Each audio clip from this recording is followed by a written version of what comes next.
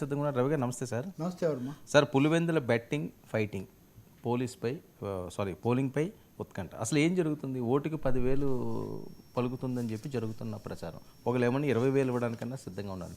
ఒక జెడ్పీటీసీ ఎన్నికలకు సంబంధించి ఇంత సీరియస్గా ఇంత ప్రతిష్టాత్మకంగా తీసుకోవాల్సిన అవసరం ఉందా రాష్ట్రంలో? ప్రతిష్టాత్మకంగా ఉంది, ఇది అప్రతిష్టాత్మకం కదా. ఇట్లాంటివన్నీ కూడా జరిగితే వాస్తవంగా పులివెందులలో ఒక జెడ్పీటీసీ స్థానము, ఇంకోటి ఒంటిమిట్ట రూరల్, ఇవి 2 స్థానాలు. దానికోసం అంటే నిజంగా ఆంధ్రప్రదేశ్ రాజకీయాలన్నీ అక్కడే ఉన్నాయన్న స్థాయిలో మరి పోలీసులు వీళ్ళ మొహరింపు ఇదంతా అట్లాగే ఉంది. గతంలో జరిగిన ఘటనలు అనండి, ఒక ఉద్రిక్తత బాగా తాండవిస్తుంది. బెట్టింగ్లు కూడా చాలా ఎక్కువైపోయాయట ఇటు అటు. ఆ బెట్టింగ్లో కూడా ఒకవేళ టీడీపీ గెలిస్తే డబల్, వైసీపీ గెలిస్తే ట్రిపుల్, ఈ పద్ధతిలో కూడా అంటే 2 విషయాలు ఇప్పటికి కూడా పులివెందుల జగన్ కాన్స్టిట్యున్సీ కాబట్టి అక్కడ గెలిస్తే టీడీపీ దాదాపు ఆయన ఓడించడమే, బహుశా వైసీపీకి ఇది పెద్ద లెసన్ అన్న పద్ధతిలో వీళ్ళు ఉండాలి. మేము రీక్లైమింగ్ మళ్ళీ మేము స్వాధీనం చేసుకుంటున్నాం దాన్ని అని చెప్పే దీంట్లో ఇటు ప్రభుత్వం తరఫున కూటమి కంటే కూడా టీడీపీ, ప్రధానంగా టీడీపీ, మాధవేనండి, లేకపోతే శ్రీనివాసరెడ్డి, వీళ్ళందరూ తీవ్రస్థాయి బీటెక్ రవి, యుద్ధమే, దాదాపు యుద్ధం జరుగుతుంది. అవినాష్ రెడ్డి కూడా దాదాపు ప్రతిరోజు ఆయన తిరుగుతూ మాట్లాడుతున్నారు. వైసీపీ వాళ్ళ చేసే ఆరోపణ ఎలాగైనా ఇక్కడ మమ్మల్ని ఓడించాలని పూర్తి నిర్బంధానికి పోలీసులను తీసుకొని రావడానికి చేస్తున్నారు. అస్సలు ఏమాత్రం ఖాతరు చేయడం లేదని ఒక పెద్ద జగన్ ఇంత మ్యాటర్ పెట్టాడు ఈరోజు. అరాచక అప్రజాస్వామికవాది చంద్రబాబు అని ఆయన ఇవన్నీ ట్విట్టర్లో ఇంత చేశారు అని. ఐ థింక్ ఈ సమయంలో కోర్టులో కేసు కూడా వేశారు.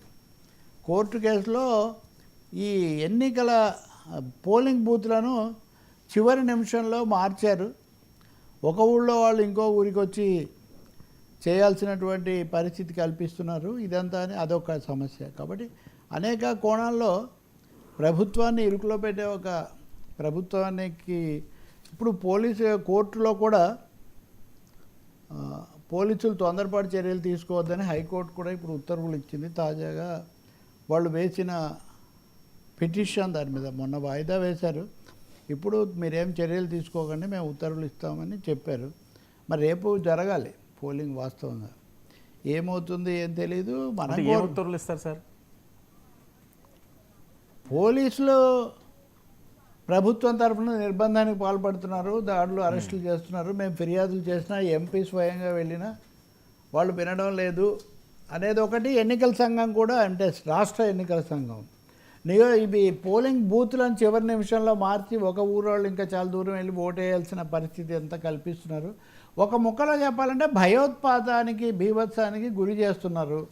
ఈ బలప్రయోగంతో గెలవాలని వాళ్ళు ఆలోచిస్తున్నారు. ఇప్పుడు జగన్ అందులో ఆయన చేసే ఆరోపణ కూడా అదే. దీని మీద పోలీసులు ఇటువంటి వాటికి అవకాశం ఇవ్వకూడదని హైకోర్టు చెప్పి ఉండాలి. ఇంకా బూత్ల చేంజ్ అది ఇది అన్న దాని మీద సాంకేతికంగా అధికారం ఉంటుందా లేదా ఒకటి వాళ్ళు చెప్తారు. మూడోది ఎన్నికల సంఘం దగ్గర కూడా, రాష్ట్ర ఎన్నికల సంఘం దగ్గర కూడా వైసీపీ వాళ్ళు ధర్నా చేయటం నిన్న, దాని మీద అక్కడ కూడా టెన్షన్ రావడం, ఇవన్నీ కూడా జరిగాయి. అందువల్ల ఇది ఒక రాజకీయ పోరాటమే కాదు, పెద్ద యుద్ధ వాతావరణం దాకా పులివెందులు అన్నది మళ్ళీ ఒకసారి రాష్ట్రం అంతటినీ ఆకర్షిస్తుంది. మరి తెలుగుదేశం వాళ్ళు కూడా దీన్ని గెలుచుకుంటే జగన్ పని అయిపోయింది అన్న పద్ధతిలో ఉంటుంది, రాష్ట్రం అంతటికి ఒక మెసేజ్ ఇవ్వాలి అని వాళ్ళు కూడా భావిస్తున్నారు అనేది అది స్పష్టంగా కనిపిస్తుంది. ఏం జరుగుతుంది మనం చూడాలి.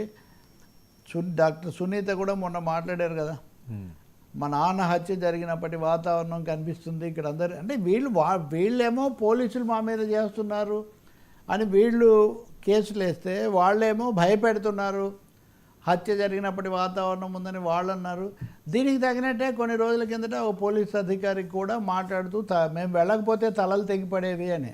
ఇప్పుడు ఎవరి తలలు తెగిపడేవి, ఎవరు తెగ్గొట్టేవాళ్ళు, ఇది కదా చర్చ. వాస్తవంగా ఇది ఇబ్బందికరమైన పరిస్థితి కూడా. ఇలాంటిది వచ్చి ఉండకూడదు. ఇప్పటికైనా కోర్టు ఉత్తర్వుల తర్వాత అయినా పోలీసులు కూడా కట్టుదిట్టమైన చట్టబద్ధమైన చర్యలు తీసుకుంటారని చెప్పి మనం కోరుకోవాలి. ఇంకా బెట్టింగ్ రాయుళ్ళు అంటారా, వాళ్ళు ఎప్పుడు బెట్టింగ్లు చేస్తూనే ఉంటారు. ఈ బెట్టింగ్లు ఫైటింగ్ల మధ్య కడప కానీ, పాత కడప జిల్లా కానీ, పులివెందులు కానీ ఎటుపోతాయి అన్నది అది బిగ్గెస్ట్ ఛాలెంజ్ వాస్తవంగా. కోర్టు ఓటుకి పూర్తి ఉత్తర్వులు అవన్నీ ఆ డబ్బులు కూడా ఓటుకి 10,000 అంటారు, 20,000 అంటారు. అంత అవసరం ఉందండి ఈ ఎన్నికలకి? అంటే రెండు విషయాలు కదా, వాళ్ళకి నిలబెట్టుకోవడం ఎంత అవసరమో వాళ్ళ నుంచి మేము రాబట్టుకున్నాము, మేము లాగేసాము, జగన్ పులివెందులోనే గెలవలేదు, ఇంకెక్కడ ఏముంటుందని చూపించాలనేది అధికార పార్టీ కూడా అనుకుంటుంది కదా. కాబట్టి ఈ రెండు కారణాల వల్ల అవసరమా అంటే అసలు డబ్బులు ఇవ్వడం అవసరం ఆ ఎన్నికల్లో. రాజకీయాలు అక్కడికి వచ్చాయి, అది కూడా ఒక స్థానిక జెడ్పీటీసీ ఉప ఎన్నికకు. వాళ్ళు ఇస్తున్నారని వీళ్ళు అంటారు, వీళ్ళు ఇస్తున్నారని వారు అంటారు. ఈ క్రమంలో అది ఒకప్పుడు ఎప్పుడో అనేవాళ్ళు 500 ఇమ్మంటే 1000 ఇచ్చారు, ఈ పద్ధతిలో చెప్తుండేవాళ్ళు పార్టీలు. ఇప్పుడు అది 10,000 20,000 అంటున్నారు. ఒక్కసారే కదా ఇస్తారు, వాళ్ళకేమో అధికారం వస్తుంది. కాబట్టి పోలీసుల దీనిపైన ఎవరు తొందరపాటు ఎవరిని అరెస్ట్ చేయొద్దని కూడా కోర్టు చెప్పింది.